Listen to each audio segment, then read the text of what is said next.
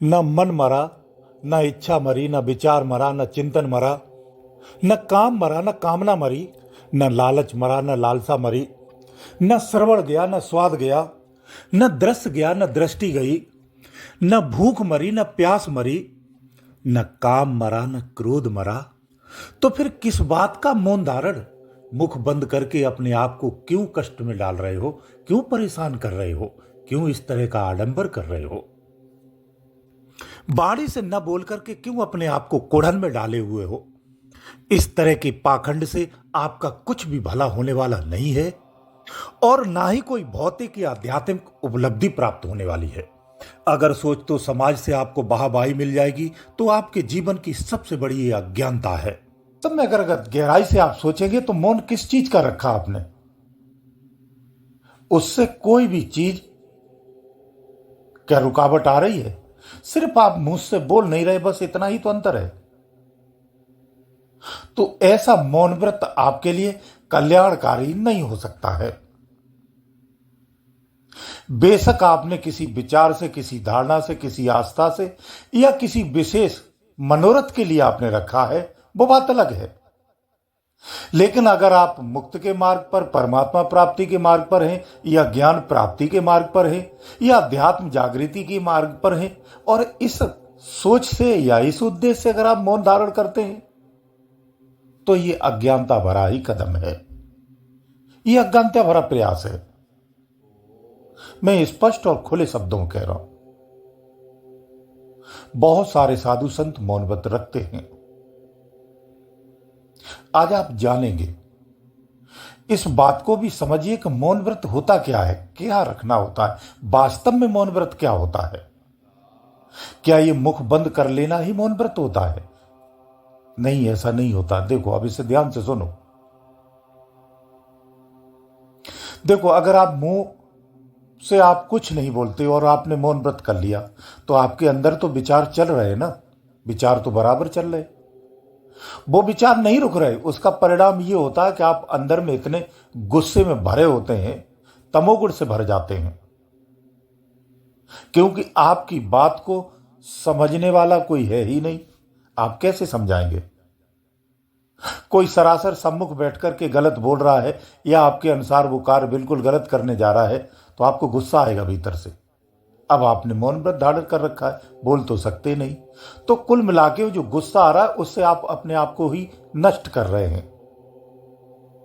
होगा ये कि जब तमोगुण अंदर में आएगा, तो जो आपका विवेक रूपी शक्ति है उस पर क्षति होती है, तो विवेकहीनता बढ़ जाती है, तमोगुण अधिक हो जाता है। कुल मिला के ज्ञान प्राप्त नहीं होने वाला, ध्यान रखना। विचारों का उठना ही बंद हो जाए, उसे मौन व्रत कहते हैं। केवल मुख से न बोलने को मौन व्रत नहीं कहते। ये मात्र एक आडंबर ही है और कुछ नहीं है।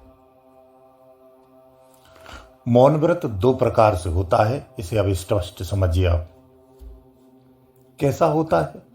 एक मौन व्रत इंद्रिय होता है, एक मौन व्रत आत्मीय होता है। तो इंद्रिय मौन व्रत होता है, वो एक आडंबर में ही आता, वो भी पूर्णतः नहीं हो पाता, क्योंकि आप मुख को बंद रखते, इशारों से किसी को बात बता रहे, आप बोल नहीं सकते, लेकिन इशारा करके बता रहे, पन्ने पे लिख करके कह रहे कि जाओ ऐसा कर लेना।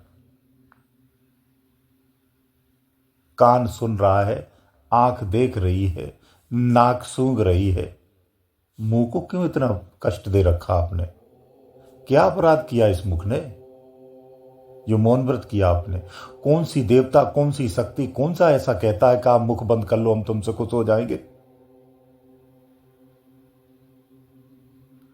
देखिए, ये मौन व्रत, इससे कुछ हासिल नहीं होना है। जो अध्यात्म मौन व्रत होता है उसे करना चाहिए, जिसे आत्मीय मौन व्रत कहते हैं, यानी विचार का शून्य होना। जब तक आपके अंदर के विचार उठना बंद नहीं होंगे, तब तक मौन व्रत नहीं होता है। मुख को खुला रहने दो, इसको बिल्कुल फ्री छोड़ो, जो बोलना है इससे बोलने भी दो। भीतर से जो बोलता है, 24 घंटे जो विचार उठते हैं, जो चिंतन उठता है, जिसमें संसार से लोलुपता भरा होता है, कुछ पाने का जिसमें लालसा होती है,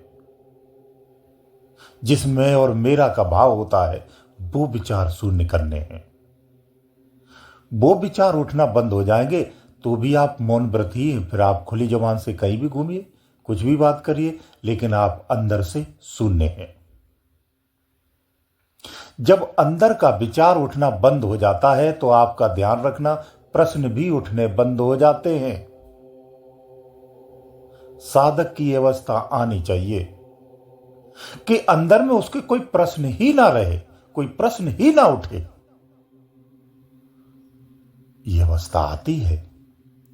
साधक जो मेहनती होता, मेहनत करता है, उसे यह अवस्था मिलती है। हमें इस अवस्था में आना चाहिए। ये बड़ी श्रेष्ठ अवस्था होती है।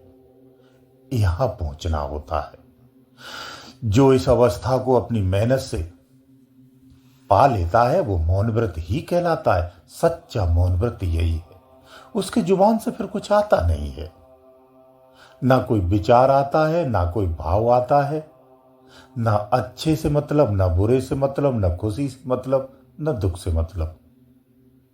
बस वो अपना सामान्य काम करता है, अपने में खुश रहता है, ध्यान में मग्न रहता है। यह स्थिति जब स्थिर हो जाए तो गीता में कहा गया ना, स्थिर प्रज्ञ, यह स्थित प्रज्ञ, दोनों शब्द यहां लागू हो जाते हैं। दोनों के हालांकि अर्थ अलग है, लेकिन दोनों यहां लागू होते हैं, स्थिर और स्थिति प्रज्ञ। ये वही अवस्था आती है। परिपक्व हो जाता है तो स्थित प्रज्ञ हो जाता है, परिपक्व नहीं है तो स्थिर प्रज्ञ है। स्थिरता आ जाती है कुल मिला के। फिर वो डमाडोल नहीं होता है। जब आप डमाडोल नहीं होंगे तब आप किसी के प्रभाव में नहीं आते, यानी संसार के किसी भी विषय से आप प्रभावित नहीं होते, आप स्थिर हो जाते। इसे कहते हैं मौन व्रत। ऐसा साधक बोलता ही नहीं, कुछ नहीं बोलता है। जरूरी होगा तो अपने परिजनों से, अपने संबंधियों से, या सम्मुख कोई भी व्यक्ति हो उसे उतनी ही बात करता, बाकी चुप रहता है। इसे मौन व्रत कहते हैं। इसलिए मूर्ख मत बनिए। इन जवान को जबरदस्ती बंद करके मूर्खता का आडंबर मत करिए। इससे कुछ हासिल होने वाला नहीं है। खुद को संतुलित करो, खुद को मौन व्रत करना होता है। निज का संतुलन आवश्यक है, इंद्रियों का संतुलन आवश्यक नहीं है। निज के संतुलन से ही इंद्रियां संतुलित हो जाती हैं, क्योंकि इंद्रियां अपने निज प्रकृति में ही जीती हैं, वो इससे बाहर नहीं जाती हैं।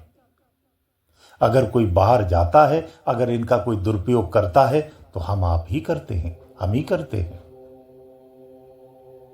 इसको संतुलन करिए। तो जो वास्तविक है उस पर संतुलन न कर करके आप अज्ञानता में फंस करके अज्ञानी कृत्यों में फंस जाते हैं। तो यहां समझ सकते हैं कि पूर्ण मौन व्रत किसे कहते हैं।